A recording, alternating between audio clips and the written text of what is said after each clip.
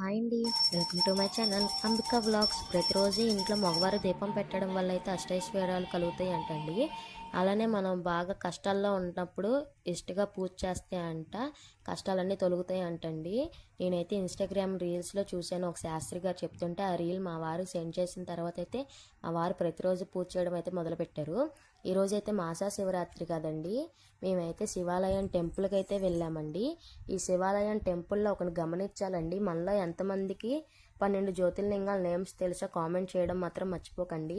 ఈ శివుడి గుడిలో అయితే 12 జ్యోతిర్లింగాల నేమ్స్ ఉంటాయి. అలానే ఏ ఊర్లో ఏ అంటే ఏ జ్యోతిర్లింగాల్లో ఎలాంటి రూపం ఉండిద్దో అది కూడా డ్రాయింగ్ వేసి ఉండిద్దండి. అక్కడైతే చాలా బాగుండిద్దండి. ఇక్కడ ఈరోజు అమావాస్య ముందు రోజు మాస శివరాత్రి రావడం మూలంగా చాలా మంది జనం అయితే ఉన్నారండి. మాకైతే గంట పట్టిందండి దర్శనానికి.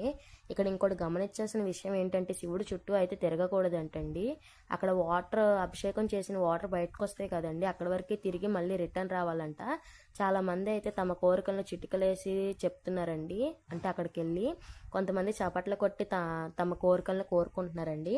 ఈ విషయం ఎంతమందికి తెలుసో కామెంట్ చేయండి. వీడియో కనుక నచ్చినట్లయితే లైక్ చేయండి, షేర్ చేయండి, సబ్స్క్రైబ్ చేయండి. అలానే నా ఛానల్ని కొంచెం సపోర్ట్ చేస్తారని మనస్ఫూర్తిగా కోరుకున్నాను. Thanks for watching.